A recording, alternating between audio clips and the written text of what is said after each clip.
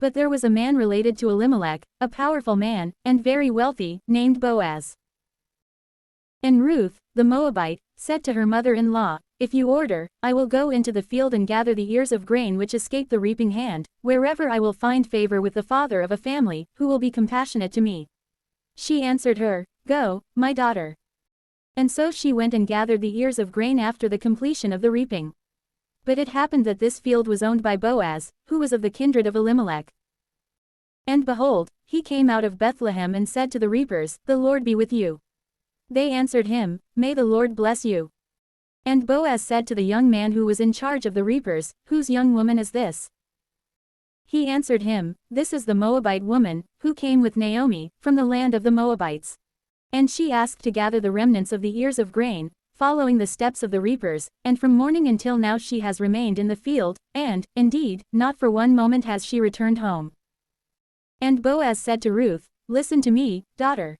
Do not go to gather in any other field, nor depart from this place, but join with my young women, and follow where they reap. For I given orders to my young men, so that no one is to harass you. And so, whenever you are thirsty, go to the vessels, and drink from the waters that the young men also drink."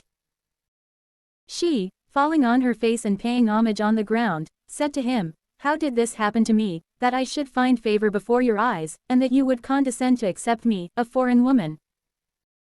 He answered her, "Everything has been reported to me, what things you have done for your mother-in-law after the death of your husband, and how you left your parents, and the land in which you were born, and came to a people you did not know before.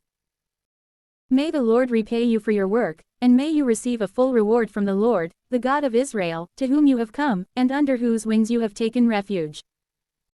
She said, "I have found favor before your eyes, my Lord, who has consoled me, and you have spoken to the heart of your handmaid, who is unlike one of your young women."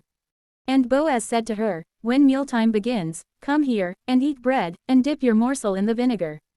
And so she sat beside the reapers, and she piled up parched grain for herself, and she ate and was satisfied, and carried off the leftovers. And then she arose from there, so as to gather the ears of grain, according to the custom. But Boaz commanded his servants, saying, "If she is even willing to reap with you, do not prevent her. And purposely let fall some from your bundles, and allow them to remain, so that she may gather without blushing, and let no one rebuke her gathering." And so she gathered in the field until evening. And striking and threshing with a staff what she had gathered, she found about the measure of an ephah of barley, that is, 3 measures. Carrying this, she returned into the city and showed it to her mother-in-law. Moreover, she offered it to her and even gave her the leftovers of her food, with which she had been satisfied.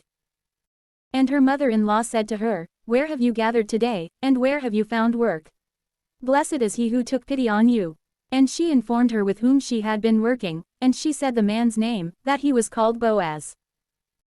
Naomi answered her, "May he be blessed by the Lord, because the same kindness which he provided for the living, he also kept for the dead."